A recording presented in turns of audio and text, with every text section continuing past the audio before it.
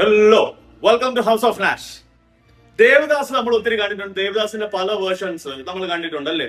അത് ലെജൻഡറി ദിലീപ് കുമാർ, ഷാറുഖ് ഖാൻ, അഭയ് ഡിയോൾ ഇവരെല്ലാം ചെയ്തിട്ടുള്ള വേർഷൻസ് ഓഫ് ദേവദാസ് നമ്മൾ കണ്ടിട്ടുണ്ട്. ഇപ്പൊ റീസെന്റ് നമ്മുടെ അരുൺ മാഥേശ്വർ എന്ന് പറഞ്ഞ ഒരാൾ റിലീസ് ചെയ്ത ക്യാപ്റ്റൻ മില്ലറിന്റെയും സാനി കായികത്തിന്റെ ഡയറക്ടറെ അരുൺ മാഥേശ്വർ റിലീസ് ചെയ്ത DC, അതൊരു ദേവദാസ് ചന്ദ്രമുഖി. സിനിമ കാണുന്നവർക്ക് മനസ്സിലാവും ദേവദാസിന്റെ വേറൊരു വേർഷൻ ഓഫ് സൗത്ത് ഇന്ത്യയിലെ വേറൊരു വേർഷൻ ആയിട്ട് കാണിക്കാം. അതുകൊണ്ടാണ് അതിന്റെ പേര് ദേവദാസ് എന്നും ചന്ദ്രമുഖി എന്നും പാറു എന്നുള്ള ചുന്നിലാൽ എന്നുള്ള പേരൊക്കെ വരുന്ന ക്യാരക്ടേഴ്സ് ആയിട്ട് വരുന്നത്. എന്റെ മോനെ എന്തൊരു പടമാണ് ലൊക്കേഷനെ നായകനാക്കി പുള്ളി ചെയ്തിരിക്കുന്നത്. പുള്ളി മാത്രമല്ല കേട്ടോ, ഇതിന്റെ സ്ക്രീൻ പ്ലേ ഡയലോഗ് ഒക്കെ ഹാൻഡിൽ ചെയ്തിരിക്കുന്ന അരുൺ രഞ്ജൻ എന്ന് പറഞ്ഞ ഒരാളും പിന്നെ ഫ്രാങ്ക്ലിൻ ജേക്കബ് എന്ന് പറഞ്ഞ ഇവരെല്ലാവരും കൂടെ ചെയ്തിട്ടാണ് സ്ക്രീൻ പ്ലേ ഡയലോഗ് കാര്യങ്ങളും ഒക്കെ റൈറ്റിംഗ് കാര്യങ്ങളൊക്കെ ചെയ്തിരിക്കുന്നത്. ഡയറക്ടർ ഇദ്ദേഹം തന്നെയാണ്. സൺ പിക്ചേഴ്സ് ആണ് ഇത് റിലീസ് ചെയ്തിരിക്കുന്നത്. അനിരുദ്ധ് ഇസ് ദ കിങ് എന്തെന്നാണ് പുള്ളി ചെയ്ത് വെച്ചിരിക്കുന്നത്.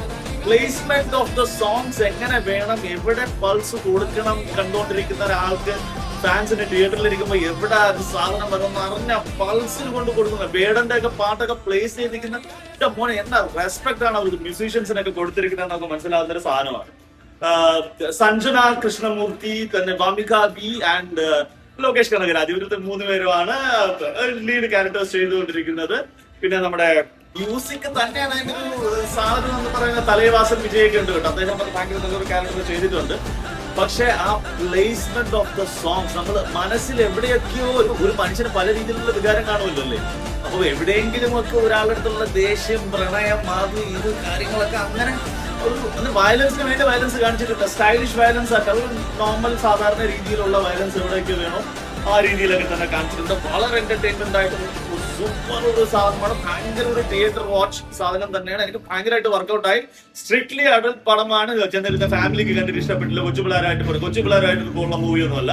കുറച്ച് വയലൻസും കാര്യങ്ങളും തെറിവിളിയും അബ്യൂസും ആയിട്ടുള്ള സാധനങ്ങളൊക്കെ പറഞ്ഞ് അങ്ങനെ പോകുന്ന ഭയങ്കര രസകരമായിട്ടുള്ള സ്റ്റോറി പറഞ്ഞു പോകുന്ന നല്ല സ്റ്റോറി ടെല്ലിംഗ്, സിനിമാറ്റോഗ്രാഫിയൊക്കെ ഒരു രക്ഷയില്ല. മുകേഷ് എന്ന് പറയുന്ന മുകേഷ് എന്ന് പറഞ്ഞ അദ്ദേഹമാണ് സിനിമാറ്റോഗ്രാഫി ചെയ്തിരിക്കുന്നത്. ഒരു രക്ഷയില്ലാത്ത രീതിയിലായിട്ട് നമുക്ക് അത് ഫീൽ ചെയ്യാൻ നല്ല ഒരു എന്റർടൈനർ ആയിട്ടാണ് എനിക്ക് തോന്നിയത്. If you have seen this, let me know under the comments and I will completely 4.7 out of 5 for this movie. Thank you so much.